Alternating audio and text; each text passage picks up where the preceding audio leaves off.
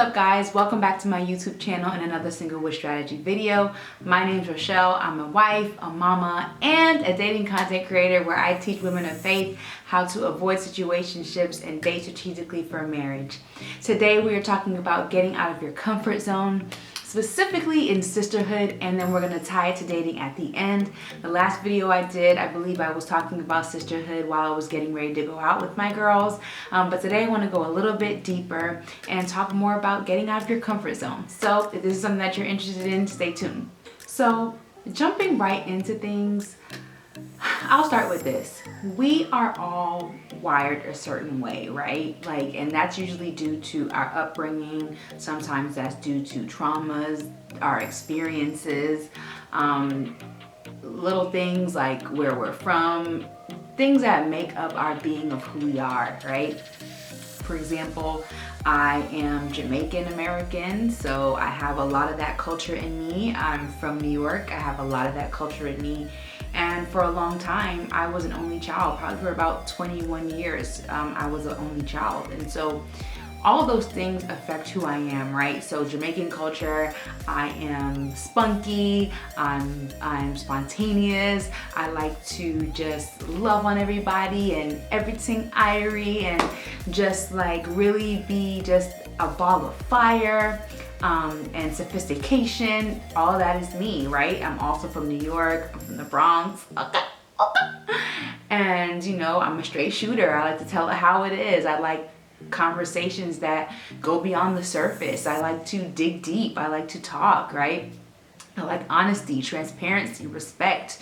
I'm big on those things, right? And like I said, for 21 years, I was an only child. What does that mean, y'all? Meaning that it is very easy for me to be by myself, right? And you know, you take all those things and you stir it in a pot and then you become who you are, right?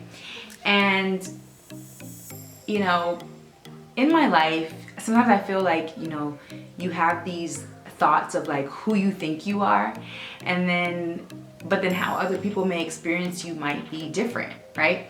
And so as I was just self-reflecting over the years and really working on my personal development, I really found that I was like, okay, you have all these thoughts in your head about like who you want to be. Like in my head, I'm like, I want to be like the girl who's like, do you need a cup of sugar? Like comes over, invites people over, is a great host when you come to their house and all those things.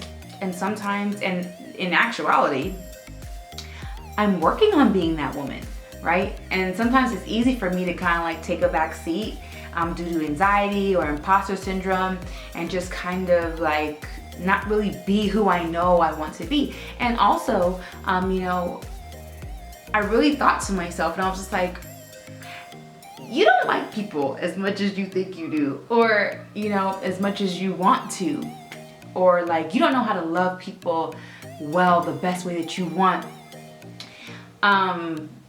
And one of the things I said to myself this year is that I am gonna push past my comfort zone. Even doing this YouTube video and getting on here all the time and producing content, like I'm gonna push past my comfort zone and get out of it. And then also kind of bringing it to sisterhood, I also said to myself, before I make any complaint, any criticism, even if that complaint is just in my head, for this year, I want you to commit to a whole year of being the friend that you want to see, right? And that is one of my big goals this year. I think every year we have goals, and I know for a fact clearly that this is my year of relationships. A lot of that can be putting myself out there. Some of that can be reconciliation if there are any older relationships that, you know, may have fallen to the wayside over time. And even the relationship with myself, right? The woman who I know that I want to be. And so I say all that to say it's important that we get out of our comfort zone. A lot of times we think that just because something is good, it won't be hard. Or if we see something hard, we're like, this must not be what God has for me. And that's not true.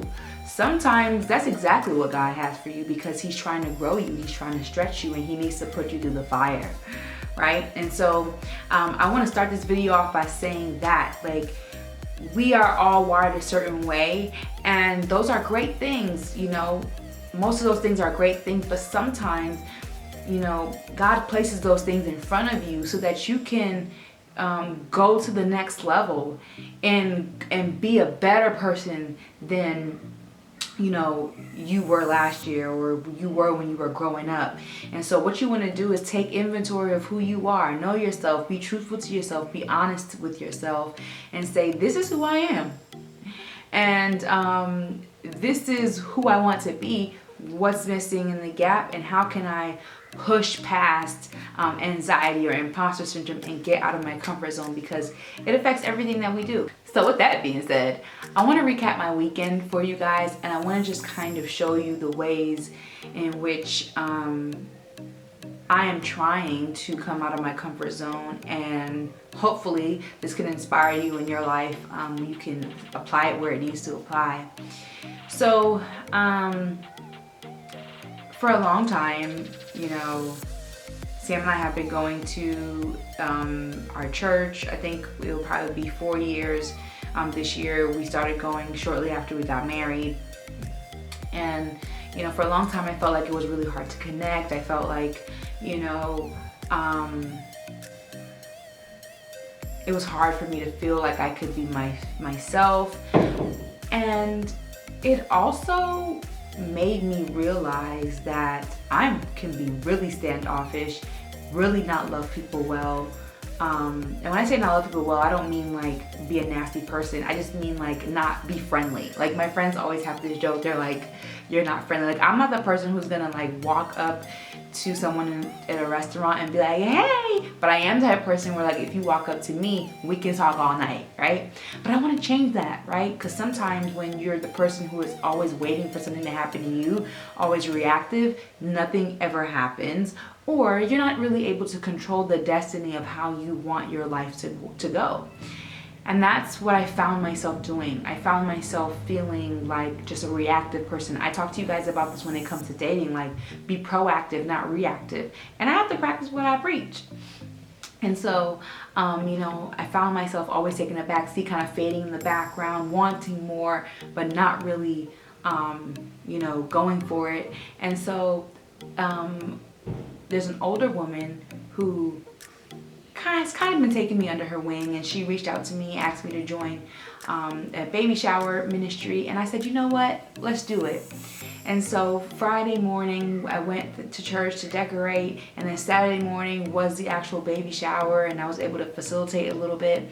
And it was just so refreshing, because I was like, you know what, like I'm trying. Like it's not perfect. I'm not besties with everyone on the first day.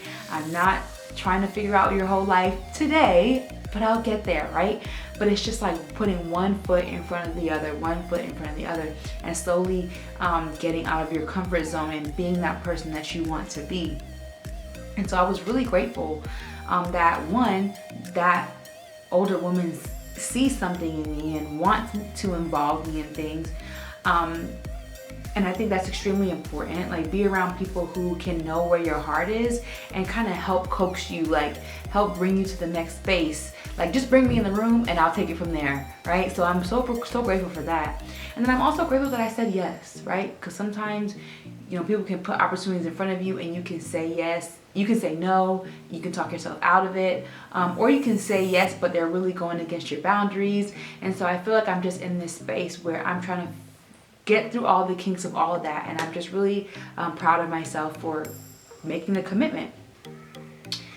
In addition to this, I told myself that I also wanted to be more social. I wanted to know more people in the Atlanta area. I wanted to be more involved. And so I told you guys in the last video that I have like my 3 group of friends, the 4 of us. One of them is not even in the state, and the rest of them, I mean, we all have our lives. One of them is a really busy realtor. My other friend, she's a new mom, and then there's me. And sometimes being a stay-at-home mom, I am extremely busy, but sometimes I do feel like I have a decent amount of time on my hands. I have the flexibility to have time on my hands, and I'm so grateful for that. I'm not trying to be, you know, in this world, they're like, oh, busy, everybody's trying to be booked and busy. It's like, no, That is not the move. But so I'm grateful for the free time that I have. But I found myself getting really dependent on my core group of friends. And when I say dependent, I don't mean like, I'm not saying there's anything wrong with that, right? Because I believe that we need community, and I believe that you do need your core group of girls that you are dependent on. Friendship is dependency. It's a risk, and I am dependent on you to pour into me, and I pour into you, right? So don't ever feel afraid to say that you're dependent on your friends. But I also wanted to diversify my bonds, if you will, like expound and expand on my territory as it comes to other women. Like, I see myself as a woman who wants multiple women to come to her, to just pour into, to support, to be there. And I gotta get started on that. I already have that with my community on Instagram and you guys on YouTube, but I am a big proponent of doing things in real time. It's one thing to be on Instagram and create content. It's another thing to really be impactful in women's life in real time. And that's what I strive to do. So I wanted to get started on that too. So I took a leap of faith. I joined a social group of women in the Atlanta area. And you know, it's been such a treat. Like, it's been so refreshing.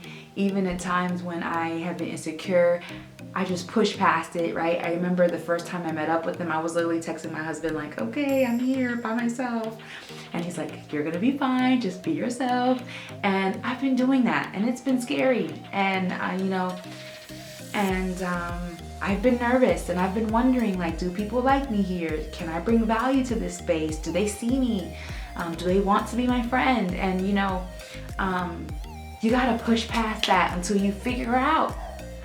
And I've been doing that, and so I'm super grateful for that as well. I want to give you 2 examples of me doing it. One, because I want to show you that I'm here with you. I'm not a unicorn. I'm not a superpower person. I'm just a regular, smegular, degular girl trying to be better than she was last year.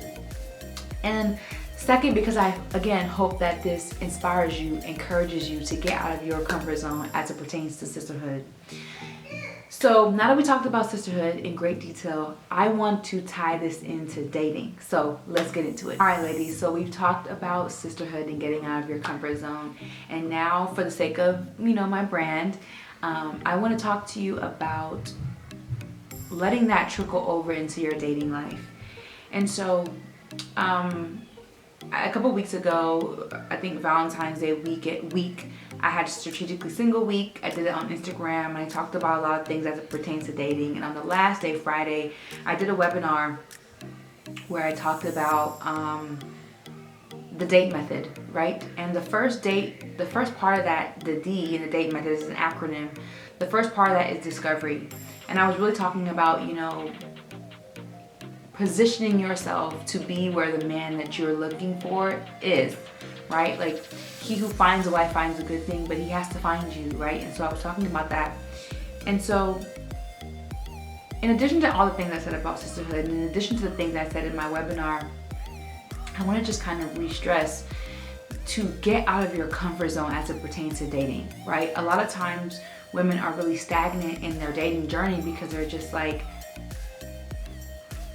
I'm doing this and it's not working, so it must mean that the dating pool has pee in it, or the dating selection sucks.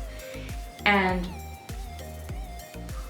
I do believe that our culture has made it hard to find quality men and women just because of where we're headed socially. But I also feel like when something's not working, this is not the time to give up. This is the time to switch up your strategy. And so get out of your comfort zone. The things that you were doing as it pertains to dating, if they're not working, you need to switch it up, right? Again, like, be proactive, not reactive. Get out there. If you're just going to work and church and to the grocery store and coming back home, then switch it up. Go to some other places, right? If you are operating in a certain way and you are observing the type of man that you like, and you're seeing that he likes a certain thing, tighten some things up, switch it up, as long as you're still being true to yourself, right? if you're realizing that when you're dating and you're selecting men and you're choosing that you're not really doing it well, like your evaluation process of men isn't really good, your vetting process isn't really good, switch it up, right? And so that's another thing I want to say, like, get out of your comfort zone, not in just, you know, where you go, but in how you think, right? I want you to encourage you to do that as well.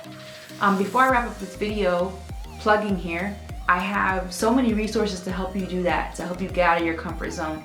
And let me say this, resources, purchasing resources, that is also getting out of your comfort zone. Because most women will say, I'm not gonna pay for dating advice. I'm not gonna pay for you to tell me how to get married. I don't think I should have to pay for that.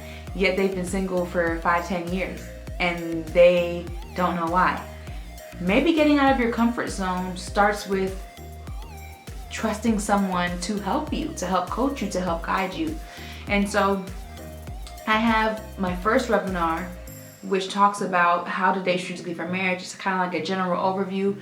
But what I really think will be helpful for you as it specifically pertains to getting out of your comfort zone is the new webinar that I just did, where the replay is available, where we talk about the date method and talk about the ways for you to get out of your comfort zone and really how to attract a spouse. In addition to that, of course, we have the Singlehood Strategy course. And so that's something else that I think will be beneficial for you as well. But yeah, girl, get out of your comfort zone and see what's on the other side of your comfort zone, right? Like I said, like the woman who you want to be, factor dating into that. What does that look like? What does dating you look like if in a perfect world? And go striving for that. You're not going to be perfect, of course, but go strive for that. Get out of your comfort zone. Get the resources that you need. Get the knowledge that you need to have a great, fruitful dating life that leads to marriage. Like, y'all already know, we're done with casual dating. We're done with the talking stage. What is that? We want quality relationships. We want quality men.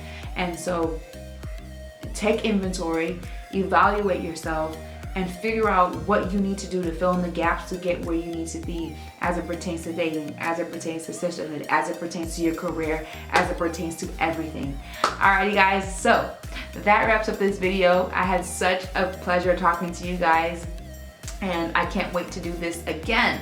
Alright, see you in my next video. Be sure to like, subscribe, and hit the notification bell so you don't miss a beat when another video drops. Alrighty guys, see you in the next one.